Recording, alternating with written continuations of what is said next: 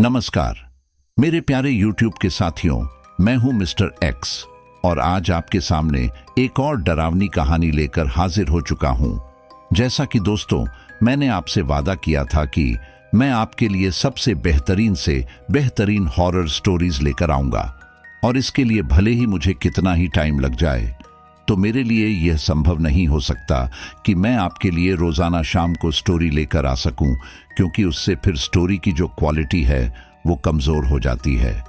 तो मैं कोशिश कर रहा हूं कि आपके लिए सप्ताह में 2 या 3 बार स्टोरीज अपलोड करता रहूं। तो आज की जो कहानी है वो उत्तर प्रदेश के बागपत में रहने वाले सुरेश की है। एक बार उनके साथ उनके ही परिवार की घटना घटित होती है। जब वो पहली बार उस घटना से रूबरू होते हैं तो बहुत डर जाते हैं, लेकिन जब उनकी पूरी सच्चाई उनके सामने आती है तो उनका पूरा दिमाग चकरा जाता है और एक बहुत बड़ा रहस्य उनके परिवार के सामने आता है। तो उन्होंने अपने अनुभव हमारे साथ शेयर किए हैं और उसकी एक अच्छी सी स्टोरी तैयार करके आपके सामने पेश कर रहा हूं। उम्मीद है कि आप हमें पहले की तरह ही इस स्टोरी पर भी अपना पूरा प्यार देंगे। और साथियों, मुझे आपके प्यार की काफ़ी ज़रूरत भी है। मेरी मेहनत के अनुरूप मुझे आपका सपोर्ट नहीं मिल पा रहा है, तो उम्मीद करता हूं कि आप चैनल को अपना सपोर्ट करेंगे, लाइक करेंगे और सब्सक्राइब करेंगे। तो चलिए स्टोरी शुरू करते हैं और आगे की जो स्टोरी होगी वह हम सुरेश के दृष्टिकोण से सुनते हैं। नमस्कार साथियों, मैं हूं सुरेश। हमारे गांव में एक पुलिया बनी हुई है और उस पुलिया के बारे में पूरे गांव वालों को डर लगता था। सब कहते थे कि वहां पर बहुत सारी काली आत्माएं भटका करती है। जो भी उस तरफ जाता है वो कभी वापस नहीं आता है। रात के समय उस पुलिया को पार नहीं करना चाहिए आदि चीजें। तो मेरे मन में हमेशा ही उस पुलिया के बारे में जानने की जिज्ञासा बनी रहती थी और मुझे इन भूत प्रेत में ज्यादा विश्वास में नहीं हुआ करता था। तो मैं लोगों से कहा करता था कि भाई आप झूठ क्यों बोला करते हो, उस पुलिया पर ऐसा कुछ भी नहीं है। लेकिन लोग मुझे कहते थे कि नहीं, वहां पर एक बहुत बड़ा रहस्य छुपा हुआ है और जब तुम उसे अपनी आंखों से देखोगे तभी तुम यकीन करोगे। तो मैं अक्सर उस पुलिया पर जाता रहता था ताकि मुझे भी उस रहस्य के बारे में पता चल सके। ऐसे ही एक बहुत सर्द अंधेरी रात में सर्दी की वजह से मैं कांपता हुआ गांव की उस तंग पुलिया को पार कर ही रहा था कि अचानक मेरी आंखों पर एक तेज रोशनी पड़ती है। आंखों के ऊपर हाथ फेरा तो 2 अधेड़ उम्र के आदमी मेरी ओर आ रहे थे। वे चिल्लाए, कौन है वहां, कौन है? टॉर्च की तेज रोशनी से मैं उन्हें सही से नहीं देख पा रहा था। ज्यों ही मैंने पुलिया पार की तो उन्होंने मेरा रास्ता रोक लिया। वह खाकी वर्दीधारी पुलिस के 2 गठीले जवान थे। उन्होंने पूछा, कौन हो तुम और रात के 2 बजे यहां क्या कर रहे हो? हालांकि यही सवाल मेरे मन में भी उठ रहे थे कि आखिर इतनी रात को ये पुलिस के जवान यहां क्या कर रहे हैं। आज से पहले तो मैंने इन्हें कभी नहीं देखा। मैंने बहुत ही सहजता से जवाब दिया कि मैं यहाँ के सरपंच रामनाथ जी का पुत्र हूँ। ये सुनते ही उनके चेहरे पर विस्मय का बोध हुआ। शायद यह नाम उनके लिए नया था। मुझे भी अचरज हुआ कि गांव के पुलिस स्टेशन में शायद ही कोई पुलिसकर्मी हो जो पिताजी को न जानता हो। आखिर बड़े बड़े अफसर पिताजी के मुरीद जो थे, सभी उनके व्यवहार के गुण गाते नहीं थकते थे। मैंने उन्हें जवाब दिया कि मेरा नाम सुरेश है और मैं शहर के अस्पताल में डॉक्टर हूँ। मुझे अस्पताल में रात की आपातकालीन सेवा देनी होती है, इसलिए मैं रोज रात को गांव से शहर निकलता हूँ। मेरा जवाब सुन वह दोनों आश्वस्त नजर आ रहे थे, तो मैंने भी कुछ चैन की सांस ली, क्योंकि जो भी मैंने उन्हें बताया वह झूठ था। मैं कोई पेशे से डॉक्टर नहीं था और ना ही मुझे कोई रात की ड्यूटी देनी होती थी। हाँ, यह जरूर सत्य था कि मेरा नाम सुरेश है और मैं रोज रात को यहाँ से गुजरता हूँ, क्योंकि मुझे तो यहाँ पर उस रहस्य को जानना था कि आखिर कौन सी शापित आत्मा इस पुलिया के ऊपर भटकती है और गांव वालों को परेशान करती है। इसी रहस्य को जानने के लिए रोज रात को 2 बजे यहाँ पर चक्कर काटने के लिए आता था। तो इन पुलिस वालों को देखकर मुझे लगा कि शायद गांव वालों ने यहाँ पर पुलिस स्टेशन से 2 जवानों को निगरानी के लिए रखा होगा, ताकि रात के समय अगर कोई गुजर रहा हो तो वह अपने आप को अकेला समझकर डरे नहीं। मेरे मन में बहुत जिज्ञासा थी। इस पुलिया का रहस्य जानने की। कई लोगों से सुना था कि इस पुलिया पर एक काला साया रहता है। मैं भूत प्रेत पर विश्वास नहीं करता, इसलिए मैं वो रहस्य खोजने हर रात इस पुलिया की तरफ चल देता हूँ। लेकिन आज तक मेरे साथ कुछ भी विचित्र घटित नहीं हुआ। उन दोनों पुलिसकर्मियों ने मुझसे पूछा, आप रोज 2 बजे रात को यहां से गुजरते हो, क्या आपको डर नहीं लगता? यह तो मालूम है ना कि यह एक शापित पुलिया है और रात को यहां से गुजरने की मनाही है। कल रात पड़ोस के गांव के दूध वाले के बर्तन में दूध की जगह खून निकला। हमने उससे बात की तो बार बार इस पुलिया का नाम लेता है और पसीना पसीना हो जाता है। इसके आगे चूं तक नहीं करता। यह बात तो पता है ना, या इससे भी अनजान हो? मेरे लिए तो यह अचरज भरा था, क्योंकि कल रात 2 बजे मैं यहीं पर था और उस समय तो कुछ ऐसा घटित नहीं हुआ था। तो भला यह कैसे संभव था? शायद मेरे जाने के बाद यह सब हुआ हो। तो आज मैंने फैसला किया कि मैं कल कुछ देर और ठहर लूंगा इस पुलिया के पास। लेकिन अगर ये पुलिस वाले रोज रात को यहाँ पर पहरा देंगे तो मेरे लिए रोज रात को 2 बजे यहाँ पर आना मुश्किल हो जाएगा। तो मैंने सोचा कि कैसे भी करके इनको तो यहाँ से हटवाना ही पड़ेगा। तो मैं जब घर पर पहुंचा तो पिताजी से आग्रह किया कि आप पुलिया पर से पुलिस हटवा लीजिए। वहां पर ऐसा कुछ भी विचित्र नहीं है, ये केवल गांव वालों का भ्रम है। पिताजी अक्सर मेरी सलाह लिया करते थे, तो उन्होंने भी इस पर हामी भरी और कहा, मैं तो दरोगा साहब को कब से कह रहा हूं कि भूत प्रेत कुछ नहीं होता। बेवजह ही सिपाही की तैनाती किए बैठे हैं। इतनी ठंड है बाहर, क्या हाल होता होगा बेचारों का। मैं कल ही उनसे इस बारे में बात करता हूं। यह कहते ही पिताजी अपने कमरे में चले गए। उन्हें नयापन रास नहीं आता। अपने जमाने की चीजों से उन्हें अत्यधिक लगाव है। शायद इसीलिए उन्होंने कभी अपने कमरे की मरम्मत ही नहीं करवाई। सुबह पिताजी पुलिस स्टेशन गए और पुलिया से पुलिस हटवाकर ही वापस लौटे। दरोगा जी बहुत सम्मान करते हैं पिताजी का, तो उन्होंने पिताजी की बात मान ही ली थी। दरोगा जी भी बड़े सज्जन इंसान हैं। मेरी उनसे मुलाकात 4 या 5 बार हो चुकी होगी, लेकिन जितनी बार भी मैं उनसे मिला, उनके व्यक्तित्व ने मुझे प्रभावित अवश्य किया था। अब मैं खुश था, क्योंकि पुलिया पर से कानूनी निगरानी हट चुकी थी और मैं स्वतंत्र होकर उस रहस्य को खोज सकता था। अब इंतजार था तो बस आज की रात का। आज तो मैंने पूरा मन बना ही लिया था कि उस काले साए की अफवाह को दूर करके ही दम लूंगा। मुझे बचपन से ही जासूसी किताबें पढ़ने का शौकीन था, इसलिए मेरे लिए यह नई बात नहीं थी। आखिरकार शाम का समय हुआ। माँ ने मेरे छोटे भाई और पिताजी को खाना खिलाया। मैंने और माँ ने भी कुछ देर बाद खाना खा लिया और सब एक साथ सो गए। ठंड इतनी थी कि कुछ देर तक तो पैर गर्म ही नहीं होते थे। पिताजी, माँ और भाई सो चुके थे और मैं कुछ देर तक सोने का नाटक करता रहा। आधी रात को मैं आराम से कंबल सरकाकर आहिस्ता आहिस्ता दरवाजे की कुंडी खोलने लगा, लेकिन कमबख्त गिलास को भी अभी ही गिरना था। गिलास के गिरने की आवाज सुनकर पिताजी अपने कमरे से ही जोर से चिल्लाए, कौन है वहां? अचानक मेरी माँ उन्हें गुस्से में जवाब देती है, अरे तुम भी ना, सो जाइए चैन से। अब यही काम रह गया कि रात को बिल्ली से जाकर लड्डू। इतनी अच्छी नींद आ रही थी। सत्यानाश, सो जाइए। उनकी बातें सुनकर मेरी हृदय गति तो बस रुकने को थी कि दोनों दोबारा सो गए। मैंने सावधानी से दरवाजे की कुंडी खोली और बाहर आ गया। आज मुझे उस रहस्य को जानने से कोई नहीं रोक सकता था। मैं एक छोटी सी टार्च लेकर पुलिया की ओर जाने वाले रास्ते पर निकल पड़ा। इस रास्ते पर मैं काफी समय से जाता रहा था, लेकिन आज कुछ अलग ही सन्नाटा पसरा था। रास्ते की 2-4 झुग्गियां जिनमें लाइट हमेशा जली रहती थी, आज वह भी नहीं जगमगा रही थी। एकदम सन्नाटा और घना काला अंधेरा। सन्नाटा इतना कि मैं अपनी सांसों की आवाज तक को सुन सकता था। मेरी सांसें, मेरे चलने की आवाज और रात्रि के कीड़ों की सरसराहट, जैसे तैसे मन ही मन गाना गाता मैं पुलिया तक पहुंच ही गया। घड़ी पर देखा तो लगभग 2 बजे थे। मैं मुश्किल से यहां आधा घंटा रुकता था और चला जाता था, लेकिन आज मैं यह गलती नहीं दोहराने वाला था। पुलिया के एक किनारे पर सहारा लिया और कमर लगाकर बैठ गया। ठंड बहुत थी, इसलिए मैं सिकुड़ कर ही बैठा रहा।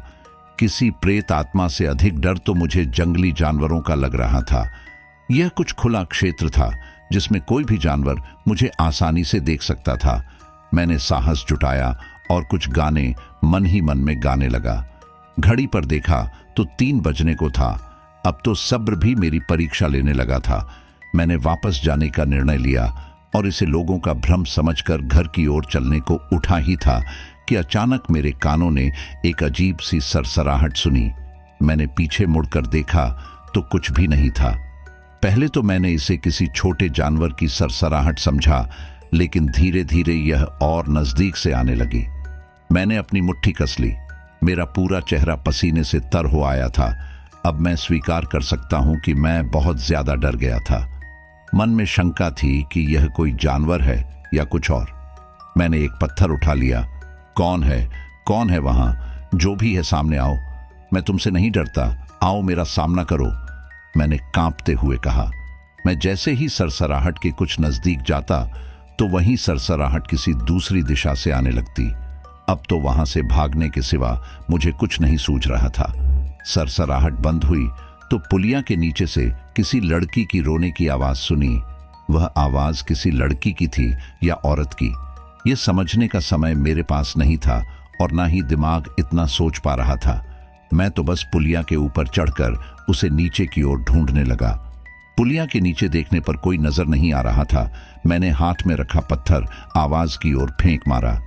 अचानक मेरे पत्थर फेंकते ही वह आवाज अब हंसी में बदल गई। वह हंसी इतनी भयानक थी कि मेरे हाथ पांव फूलने लगे और फिर वही सन्नाटा पसर गया। मेरा दिल तेजी से धड़क रहा था और सांसें बहुत तेज गति से चल रही थीं। कुछ समझ में नहीं आ रहा था कि मेरे साथ आखिर ये हो क्या रहा है। मैंने वहां से भागने की ठानी। भागते हुए पुलिया पार की और जैसे ही मैं कुछ आगे बढ़ा, मेरा पांव किसी चीज से टकराया और मैं गिर पड़ा। देखा तो वहां कुछ नहीं था जिससे मैं टकरा जाता। संभवतः यह भी उसी साए का काम था। और फिर सहसा उसी आवाज ने मेरे कानों पर एक बार फिर दस्तक दी। इस बार उसके रोने में कुछ गुस्सा था, जैसे वह खुश नहीं है मेरे यहां आने से। आवाज धीरे धीरे भारी होती रही और मेरी सांसें भी।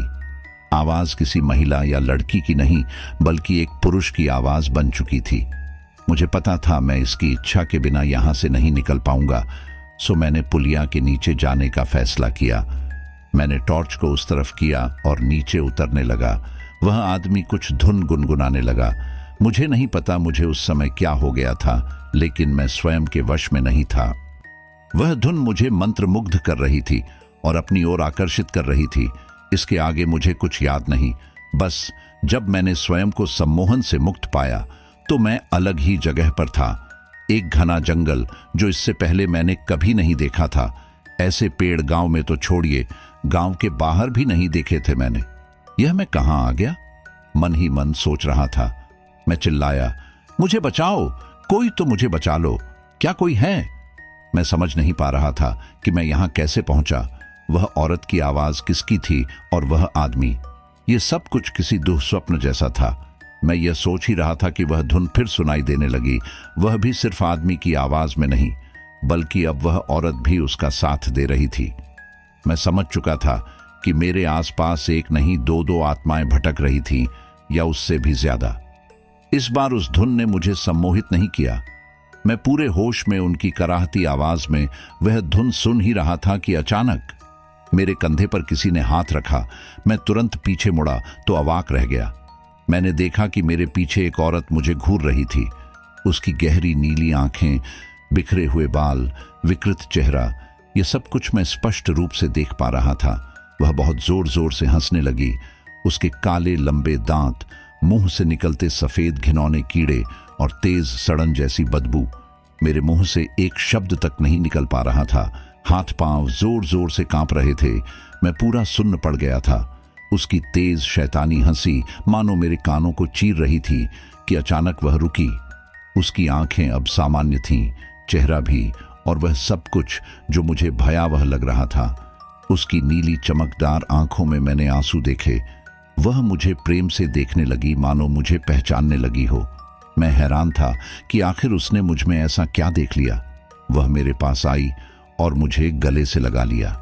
ये उसकी कोई शैतानी चाल हो सकती थी, इसलिए मैं सतर्क था, और सतर्क ना भी होता तो भी भला क्या कर लेता। उससे पार पाना तो वैसे भी मेरे लिए संभव नहीं था। मुझे तो यह उसकी कोई शैतानी चाल ही लग रही थी। वह मुझे गले लगाकर रो ही रही थी कि एक दूसरा साया मेरे चारों ओर तेजी से घूमने लगा। मैं उसे महसूस कर सकता था। उसने एक झटके में मुझे कुछ दूर पटक दिया।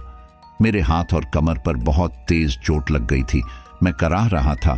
टॉर्च भी अब मेरे हाथ से छिटक गया था।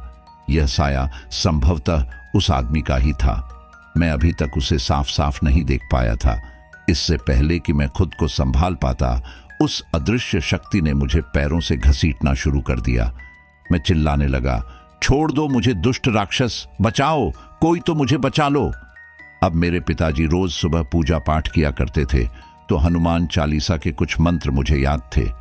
मैं रोते रोते मंत्र पढ़ने लगा, जय हनुमान ज्ञान गुण सागर, जय कपीस तिहु लोक उजागर। इतने में वह साया रुका और जोर जोर से यही मंत्र अपनी शैतानी आवाज में दोहराने लगा, जय हनुमान ज्ञान गुण सागर, जय कपीस तिहु लोक उजागर। मानो वह मेरा मजाक बना रहा हो। यह सब आपके लिए हास्यास्पद हो सकता है, लेकिन मेरे लिए यह आश्चर्य की बात थी कि उसे कुछ नहीं हुआ। अब तक फिल्मों में तो मैंने यही देखा था कि शैतान भगवान के नाम से दूर भागता है। उस साए ने मुझे ऊपर उठा लिया कि तभी एक आवाज आई, छोड़ दो उसे। यह आवाज उसी औरत की थी। साए ने मुझे छोड़ दिया और वह औरत मेरे नजदीक आई। इसे चोट मत पहुंचाओ, दूर हो जाओ इससे, औरत ने साए से कहा। मैं मन ही मन सोचने लगा कि जो अब तक मुझे अपना शैतानी रूप दिखाकर डरा रही थी, वह मेरे प्रति इतनी नर्म क्यों हो गई। क्या दिलचस्पी थी उसकी मुझ में। वह मेरे पास आई और उसने मेरी आंखों में कुछ देर देखा, मेरे गले से मेरा लॉकेट उखाड़ा और उसे गौर से देखने लगी। वह साया भी अब अपने असल रूप में आ गया। सिर पर पगड़ी, झुर्रीदार त्वचा, आंखों में आंसू और बदन पर धोती कुर्ता। अच्छा हुआ कि उसने मुझे अपना विकृत रूप नहीं दिखाया, अन्यथा इस बार तो मैं हृदयघात से ही मर जाता। उन्हें मेरे लॉकेट में रुचि थी या लॉकेट में लगी हुई मेरे पिताजी की तस्वीर से। मैं कुछ समझ नहीं पा रहा था कि आखिर ये लोग हैं कौन और क्या चाहते हैं मुझसे। वह मेरी ओर देखकर कहती है, ये लॉकेट तुम्हें कहां से मिला? तुम सुरेश हो ना तुम मेरे सुरेश। यह कहकर वह आदमी सिसकियां भरने लगा। देखो रमा, यह हमारा सुरेश है, पहचाना इसे। उसकी आंखों में खुशी के आंसू थे और कुछ खो देने का गम भी। वह औरत मेरे पास आई और मेरे गालों पर हाथ फेरते हुए बोली, मैं तो पहले ही पहचान गई थी अपने बच्चे को जब मैंने इसके गले में ये लॉकेट देखा। ये कहते ही अचानक उसके चेहरे पर गुस्सा नजर आया। मैं नहीं भूल सकती वो काली रात। तुम्हें हमें आजाद कराना होगा। तुम्हारे अलावा ये कोई नहीं कर सकता मेरे बच्चे। मैंने तुम्हारे भीतर वह साहस देखा है। तुम हमें मुक्ति दिलाओगे। याद रखना वह धुन और जय हिंद। अचानक वो दोनों मुझसे दूर होने लगे और उनकी आवाज भी। और एक आखिरी आवाज मुझे आई कि याद रखना मेरे बच्चे, हौसला रखना। इसके बाद एक तेज रोशनी आई और वह दोनों गायब हो गए। इतना ही देख पाया था मैं, और अगले ही पल मैंने खुद को शहर के अस्पताल में पाया। वही अस्पताल जहां का डॉक्टर बनने का झूठ मैंने उन दोनों पुलिसकर्मियों को बताया था। मेरी कमर पर और हाथ पर पट्टी लगी थी। सामने गांव के 2-4 लोग और पड़ोस के काका खड़े थे, और दूर खिड़की के पास खड़े पिताजी चिंतित और परेशान लग रहे थे। काका चिल्लाए, अरे जल्दी आओ, होश आ गया अपने सुरेश को। पिताजी भागे भागे आए और मेरे पास आकर बैठ गए। मेरा हाथ थामा और मेरे माथे को चूमने लगे। उनके आंसुओं को मैं अपने गाल पर महसूस कर सकता था। कहां चला गया था मेरा सुरेश? कहां चला गया था? वह जोर जोर से रोने लगे। 2 दिन से बेसुध पड़ा है। यहां तेरी माँ और मैं कितने परेशान हैं। दोनों ने एक निवाला तक नहीं लिया, बस तेरे होश में आने की मिन्नतें कर रहे हैं माँ भवानी से। मैं आश्चर्य में था, तो मैंने पिताजी से कहा कि क्या बात कर रहे हैं आप? 2 दिन? क्या 2 दिन से मैं अस्पताल में पड़ा हुआ हूं? तो पिताजी ने कहा, हाँ 2 दिन। 2 दिन से तूने आंख नहीं खोली। गांव के लोगों ने तुझे पुलिया के पास बेहोश पाया। क्यों गया था तू वहां? सब मेरी ही गलती है। मुझे हटवानी ही नहीं चाहिए थी पुलिस वहां से। कम यह तो ना होता। ना जाने किसकी नजर लग गई है हमारे गांव को भवानी। यह कहकर पिताजी डॉक्टर से कुछ बातचीत करने लगे और वापस मेरे पास आकर बोले, चलो अब यहां से, घर में तुम्हारी मां तुम्हारा बेसब्री से इंतजार कर रही है। काका ने मुझे पीठ पर उठा लिया और हम घर के लिए निकल गए। घर के दरवाजे पर पहुंचकर पिताजी चिल्लाए, अरे भाग्यवान, बाहर तो आओ, देखो कौन आया है। मां बदहवास दौड़ी चली आई। मुझे देखते ही मां की खुशी का कोई ठिकाना न था। मेरा सुरेश, मेरा सुरेशू, और मुझे गले लगाकर रोने लगी। सब लोग भीतर आ गए। मां ने मेरा बिस्तर लगाया और मुझे चाय देकर मेरे सिरहाने पर बैठ गई। बाकी सब लोग, काका और पिताजी बैठकर बातें करने लगे। पिताजी, काका और सभी गांव वाले आपस में बातें कर रहे थे कि हो ना हो ये उसी शैतानी चुड़ैल का किया धरा है। वहां पर एक चुड़ैल तो छोड़िए, वहां ऐसी न जाने कितनी आत्माएं हैं। सब लोग आपस में बातें करने लगे। अचानक पिताजी उनसे कहते हैं कि काहे की बेफिजूल की बातें किए जा रहे हो तुम सब। भूत प्रेत पिशाच क्या लगा कर रखा है, ऐसा कुछ नहीं होता। सरपंच जी, आप मानो या ना मानो, लेकिन पूरे गांव के लोगों का तो यही मानना है। अब आगे भगवान ही जाने। ये कहते ही सभी लोग उठे और चले गए। पिताजी उन्हें दरवाजे तक छोड़ने गए और वापस आकर मुझसे पूछने लगे, क्या देखा तुमने वहां? ये चोट कैसे लगी तुम्हें? मैंने उन्हें बताया कि मैं ऐसे ही पुलिया पर कौतूहलवश चला गया था और वहां पर मेरा पांव फिसल गया। मैंने पिताजी से कहा कि क्या आप भी भूत प्रेत पर विश्वास करने लगे? नहीं नहीं बेटा, बस ऐसे ही आराम करो, तुम्हें आराम की सख्त जरूरत है। ये कहकर पिताजी अपने कमरे में चले गए और मां भी मेरे सिर पर हाथ फेरकर उनके पीछे चली गई। मैं अकेले बिस्तर पर पड़ा सोचता रहा कि वो दोनों आत्माएं मुझे और पिताजी को कैसे जानती हैं। वह मुझे कुछ बताने की कोशिश तो कर रही थी, मगर क्या? मुझे क्यों वो धुन याद रखनी है? और उन्होंने अंत में मुझे जय हिंद क्यों कहा? क्या यह कोई संकेत था? मुझे इतना तो पता चल चुका था कि वह मुझे और पिताजी को जानते थे, मगर कैसे? मैं सोच ही रहा था कि अचानक एक विचार मेरे मन में आया। यदि वो आत्माएं मुझे और पिताजी को जानती थी तो यकीनन उनकी तस्वीर पिताजी और मां की शादी की एल्बम में होंगी। मैंने खोजबीन शुरू कर दी, अलमारी खोली और एल्बम निकालकर एक एक तस्वीर को गौर से देखने लगा। मैं एल्बम के पन्ने पलटते गया, लेकिन मुझे उन दोनों आत्माओं की तस्वीर कहीं नजर नहीं आई। मन में विचार आया, हमारी एल्बम से ना सही, पड़ोसी काका की एल्बम में से शायद कुछ सुराग मिल जाए। मैं कुछ देर मां और पिताजी के घर से बाहर जाने का इंतजार करने लगा। मां रोज पड़ोस के गांव के बड़े मंदिर में जल चढ़ाने जाती थी और पिताजी गांव के भ्रमण पर।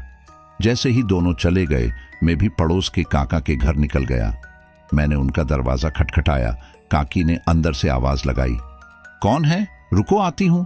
काकी दरवाजा खोलकर बोली, अरे बेटा सुरेश, तुम यहां क्या कर रहे हो? तुम्हें तो अभी आराम करना चाहिए। तो मैंने कहा, नहीं नहीं काकी, मैं ठीक हूं, मामूली सी चोट थी, घबराइए नहीं। वो दरअसल मां मंदिर गई है और पिताजी गांव में, तो अकेले अकेले क्या करता, सोचा काका से मिल लूं। तो काकी कहती है, हाँ हाँ, काका से ही मिलना है, काकी को तो कोई याद ही नहीं करता। मैंने कहा, नहीं नहीं काकी, ऐसी बात नहीं है। तो काकी कहती है, सब समझती हूं मैं, वैसे तेरे काका दरोगा जी से मिलने गए हैं, ना जाने क्या काम पड़ गया आज। पूछा तो कहते हैं कुछ काम है, कहीं जाते वक्त टोका मत करो। अब बताओ, मैं पूछूं भी ना? खाना ही बनाती रहूं, बर्तन ही धोती रहूं, यही काम रह गया है बस। खैर छोड़ो, मैं भी कहां अपनी सुनाने बैठ गई, तुम्हें कुछ पूछा तक नहीं। बैठो, मैं अभी तुम्हारे लिए चाय बना लाती हूं। नहीं नहीं काकी, चाय बहुत पी ली आज, पानी ही ले आइए। मेरे यह कहते ही काकी किचन से पानी ले आई। अब मैं काकी से हंसते हुए कहता हूं, काकी अपनी शादी की एल्बम दिखाइए ना, मैं भी तो देखूं मेरी काकी पहले कैसी दिखती थी। काकी शर्मा कर बोली, अरे तू भी ना, रुक लाती हूं, कैसी थी क्या, ऐसी ही तो होंगी। काकी ने लकड़ी की पुरानी अलमारी में से एल्बम निकाली और उस पर से धूल झाड़कर मुझे पकड़ाई। लो देखो। मैं एल्बम देखने लगा, एल्बम के पन्ने पलटते गया, इस उम्मीद में कि शायद कोई सुराग नजर आ जाए कि यकायक मेरी नजर एक तस्वीर पर पड़ी। मेरी आंखें खुली की खुली रह गईं। काका, काकी, माँ, पिताजी और उनके साथ वही दो आत्माएं जो मैंने देखी थी। मैंने काकी से कहा कि ये तस्वीर में माँ पिताजी के बगल में कौन खड़ा है? ये तस्वीर तो माँ पिताजी की शादी की है। काकी ने हड़बड़ी में एक झटके में मुझसे एल्बम छीन ली और बोली, चलो बस करो, अब बहुत देख ली एल्बम, आ तुझे कुछ और दिखाती हूँ। देख ये स्वेटर मैंने बनाई है तेरे काका के लिए, कैसी है? मैं उसी बात पर अड़ा रहा। काकी, बताओ ना कौन है ये दोनों? काकी मन ही मन कुछ सोचने लगी। बोली, मैं तुम्हें बता तो दूं, पर तुम इसका जिक्र किसी से नहीं करोगे, वादा करो। हाँ हाँ, नहीं बताऊंगा किसी को भी। ठीक है, बताती हूं। ये पगड़ी और धोती कुर्ते में तेरे दादाजी और लाल साड़ी वाली तेरी दादी जी हैं। मैं भौचक्का रह गया। मेरे पैरों तले तो मानो जमीन खिसक गई। दादा दादी? ये थे मेरे दादा दादी। मैं दौड़ा दौड़ा अपने घर चला आया। काकी पीछे से चिल्ला रही थी, अरे कहाँ चला, खाना तो खाकर जा। मैंने घर पहुंचकर फिर वही माँ पिताजी की शादी वाली एल्बम निकाली और वो तस्वीर ढूंढने लगा जो मैंने अभी अभी काकी के यहाँ देखी थी। मुझे वह तस्वीर मिल भी गई, लेकिन उससे दादा दादी गायब थे।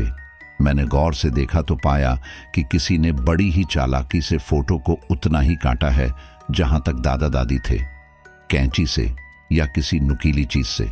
दिमाग में कई सवाल उठने लगे कि आखिर पिताजी तो मुझे बचपन से बताते रहे हैं कि दादा दादी उनकी शादी में बीमार थे, इसलिए एल्बम में नहीं है, और उन्हें फोटो खिंचवाने का भी कोई शौक नहीं था, इसलिए उनकी कोई फोटो हमारे पास नहीं थी। बचपन था तो कभी इस बात पर शक ही नहीं हुआ और ना ही ज्यादा ध्यान रहा, लेकिन अब शक होना स्वाभाविक था। पिताजी ने मुझसे झूठ क्यों कहा? क्यों हमारे घर में कहीं भी दादा दादी की कोई फोटो नहीं है? क्या वह मुझसे कुछ छुपा रहे थे? और उस रात दादी मेरे लॉकेट पर पिताजी की तस्वीर देखकर गुस्से में क्यों थी? मैं पूरी पड़ताल में जुट गया। मैंने सीधे पिताजी से ये पूछना सही नहीं समझा, क्योंकि मुझे लग रहा था कि वो मुझे सच नहीं बताएंगे। मेरे दिमाग में बहुत सारे सवाल घूम रहे थे जिनका जवाब मुझे किसी भी हाल में लेकर रहना था। अगले ही दिन मैंने पड़ोस के गांव के दूध वाले से मिलने की ठानी, जिसको भूत दिखा था पुलिया पर। शायद उसे कुछ संकेत दिया हो दादा दादी ने। मैं उसके घर जा पहुंचा। उसकी पत्नी ने मुझे बताया कि वो अब कुछ सामान्य है। बहुत डर गए थे उस दिन भूत देखकर, वो भी दो। अभी आराम कर रहे हैं, तुम बैठो, मैं उन्हें बुला लाती हूं। वो यह कहकर भीतर चली गई। मैं बैठा बैठा इधर उधर देख ही रहा था कि मेरी नजर मेज पर रखी एक घड़ी पर गई। मैं मन ही मन सोचने लगा, ये घड़ी तो शायद मैंने इससे पहले कहीं देखी है, मगर कहाँ? कि अचानक याद आया, ये तो मैंने काकी की एल्बम में देखी थी दादाजी के हाथ पर, लेकिन ये घड़ी दूध वाले के पास कैसे आई? मैं सोचने लगा। जैसे ही वह आया, मैंने उससे पूछा, मेरे दादा की ये घड़ी तुम्हारे पास क्या कर रही है?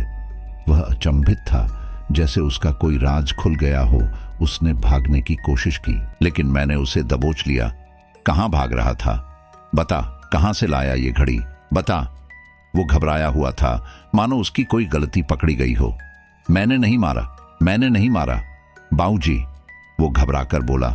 मैंने उसे और कसकर दबोच लिया। साफ साफ बता, वरना अभी तेरा काम किए देता हूं। नहीं नहीं बाऊजी, मुझे माफ कर दो, लेकिन मैंने उन्हें नहीं मारा। वो तो मैं उस दिन रोज की तरह शाम को दूध देकर आ ही रहा था कि मैंने दो लोगों को टॉर्च जलाए पुलिया के पास देखा। वो किसी को दफना रहे थे। मैं चुपचाप देखता रहा। उनका चेहरा अंधेरे में मैं नहीं देख पाया, लेकिन जैसे ही वो वहां से गए तो मैंने मिट्टी खोद कर देखा तो वह बड़े बाऊजी और अम्मा जी थी। मैं कुछ देर तो अवाक रह गया, लेकिन अम्मा जी के गहने और बाऊजी की घड़ी देखकर मेरा मन बदल गया। मैंने उनके बदन से सारी कीमती चीजें निकाल दी और वापस उनको वहीं दफना दिया। गरीब हूं साहब, छोड़ दो मुझे। मैं लालच में आ गया था साहब, मुझे माफ कर दो, मैंने उन्हें नहीं मारा। वो मुझसे दया याचना करने लगा। मेरा सर तो मानो फटने को था। जोर से चीख कर रोने का मन था मेरा, और उतना ही गुस्सा भी। मैं उसे सीधा पुलिस स्टेशन में दरोगा जी को सौंप आया और उनको पूरा वृतांत सुनाया। उन्होंने मुझे भरोसा दिलाया कि इसकी तो हम खूब खिदमत करेंगे लाठियों से, और जिन लोगों ने भी यह काम किया है उनको हर हाल में पकड़ कर रहेंगे। दरोगा जी ने मुझसे कहा, घबराओ मत बेटा, घर जाओ और अपने पिताजी को यहां भेजो, हम पुलिया पर जाकर जांच शुरू करते हैं। जय हिंद बेटा, सब कुछ ठीक होगा, घबराओ नहीं। मेरा दिमाग अचानक घूम गया। जय हिंद, मैं इतना बेवकूफ कैसे हो सकता हूं? कैसे भूल गया कि हवलदार साहब को हर बात के अंत में जय हिंद कहने की आदत है? क्या दादी का संकेत दरोगा जी की तरफ था? क्या दरोगा जी इन सब में शामिल थे, या वो इनसे मदद लेने के लिए मुझसे कह रही थीं? मैं भागता भागता घर पर पहुंचा और अपने पिताजी से कहा कि आपने मुझसे अब तक दादा दादी के बारे में कोई जानकारी शेयर क्यों नहीं की? आपने मुझे क्यों नहीं बताया कि दादाजी कहां पर है? तो पिताजी मुझसे कहने लगे कि जब तू छोटी उम्र में था तो उस समय इस घटना को नहीं समझ सकता था, और जब तू बड़ा हुआ तो मैं अपने मुंह से इस घटना को बता नहीं सकता था, क्योंकि उस घटना को बताकर मुझे शर्म आती है। तो मैंने कहा कि नहीं, आप मुझे बताइए असली कहानी क्या है। तो पिताजी कहने लगे कि एक रात तुम्हारे दादाजी ने तुम्हारी माँ की इज्जत लूटने की कोशिश की, उसके साथ गलत काम करने की कोशिश की। अब तुम बताओ, तुम्हारे दादाजी तुम्हारी माँ के लिए एक पिता समान है, लेकिन तुम्हारे दादाजी की नीयत इतनी खराब हो चुकी थी कि वह अपनी ही बहू को गलत नजर से देख रहे थे, उसी की इज्जत के साथ खिलवाड़ करने की कोशिश कर रहे थे। और जब तुम्हारी माँ ने उनके ऊपर ये आरोप लगाए, तब वो एक रात तुम्हारी दादाजी को साथ लेकर यहां से भाग गए। पिताजी के मुंह से ये घटना सुनकर मुझे पता चल गया था कि इस वजह से उन्होंने घर के अंदर कोई भी तस्वीर उनकी नहीं लगा रखी थी, और मुझे भी इसी बात के लिए झूठ कहा था कि दादा दादाजी उस समय बीमार थे, क्योंकि वो इनकी इस घटना से नाराज थे। अब क्योंकि उन्हें तो ये मालूम ही नहीं था कि उनकी किसी ने हत्या कर दी है, तो मैंने पिताजी को सारा वाकया बताता हूं कि दादा दादी भागे नहीं थे, उन्हें मारा गया था पुलिया के पास। दूध वाले ने अपनी आंखों से देखा है। जल्दी से पुलिस स्टेशन चलिए पिताजी, मैंने कहा। पिताजी अचंभित थे। ये क्या कह रहे हो तुम? हाँ पिताजी, हाँ, ये सच है, आप बस चलिए तुरंत। मैं और पिताजी दौड़े दौड़े पुलिस स्टेशन चले आए। दरोगा जी वहां नहीं थे। हमने सिपाही से पूछा तो कहने लगा, दरोगा जी तो पुलिया की तरफ गए हैं, उन्होंने मुझसे कहा है कि अगर सरपंच जी आए तो उन्हें यहीं बिठाकर रखना। मुझसे अब सब्र न हुआ। दारोगा जी पर पहले ही मुझे संदेह था, तो मैंने वहां से निकलने का फैसला किया। मैं और पिताजी पुलिया की ओर चले ही थे कि काका काकी और गांव के 2-3 लोग भी हमारे साथ चल दिए। पुलिया के पास पहुंचे ही थे कि बांसुरी की एक धुन हमें सुनाई दी। ये धुन मैं पहचानता था। ये वही धुन थी जिसने मुझे सम्मोहित किया था, और इसी धुन का संकेत दिया था दादी ने मुझे। मैंने सभी लोगों को चुप रहने का इशारा किया। थोड़ा पास जाकर देखा तो दूध वाला बांसुरी पर यह धुन बजा रहा था, और दरोगा जी उससे कह रही थी कि क्या खूब बजाए हो, धुन भी और सुरेश की भी, और दोनों जोर जोर से हंसने लगे। दूध वाला कहने लगा, अब उन्हें कौन समझाए कि हम दोनों ने ही बुड्ढे बुढ़िया को मारा है, और वह सुरेश तो मुझ तक पहुंच ही गया था, पर मैंने बाजी ही पलट दी। बेवकूफ कहीं का। यह सुनते ही मेरे होश उड़ गए। पिताजी, काका और सब लोग चकित रह गए। सब लोग उठे और उन पर टूट पड़े और उन्हें गांव वालों के पास ले आए। जब सारी भीड़ ने उन्हें घेर लिया तो उन्होंने सब सच सच बताना शुरू कर दिया, और जब उन्होंने सच बताना शुरू किया तो मेरी तो जैसे दुनिया ही उजड़ गई। दरोगा ने कहा, इस दूध वाले ने और मैंने दोनों बुड्ढे बुढ़िया को मार डाला, और इतना ही नहीं, इस सरपंच के कपड़े पहने ताकि कोई देख भी ले तो शक इस सरपंच पर पड़ जाए। हमने पहले उन्हें अधमरा किया और बांसुरी की धुन बजाकर उनके ऊपर कूदने लगे। बेचारे बूढ़ों को लगा होगा कि उनका बेटा उन्हें मार रहा है, और ये सब हमने इस सरपंच की बीवी के कहने पर किया। उसका और इस दूध वाले का चक्कर चल रहा था कि एक दिन बुढ़े ने देख लिया। बेचारा बता भी नहीं पाया होगा सरपंच जी को। बूढ़े ने बहुत चेताया भाभी जी को कि मैं बोल दूंगा, सुधर जाओ, अभी भी मौका है। लेकिन बूढ़े को क्या पता था कि मौका तो अब उसके पास सांस लेने का भी नहीं है। हमने बूढ़े के खिलाफ रेप की झूठी FIR दर्ज की। और क्या गजब की एक्टिंग की। भाभी जी ने उस दिन इज्जत लुटने की। बस फिर क्या था, सरपंच जी ने हमारे हवाले कर दिया बुड्ढे बुढ़िया को, और हमने भाभी जी के इशारे पर मरवा दिया। पूरा 5 करोड़ देने वाली थी वो मुझको, और इसका तो फायदा था ही। बस फिर क्या था, मार डाला। सब के सब दंग रह गए। मैं और पिताजी तो रो रो कर बेहाल थे। शहर से पुलिस आई और दूध वाले को, दरोगा को और मां को लेकर चली गई। मां की आंखों में प्रतिशोध की ज्वाला साफ नजर आ रही थी। मैं और पिताजी एक दूसरे के गले लगकर रोने लगे कि तभी एक तेज रोशनी चमकी। दादा और दादी हम सबके सामने थे। पिताजी जमीन पर गिर पड़े। मुझे माफ कर दो माँ, माफ कर दो पिताजी, मुझसे भूल हो गई।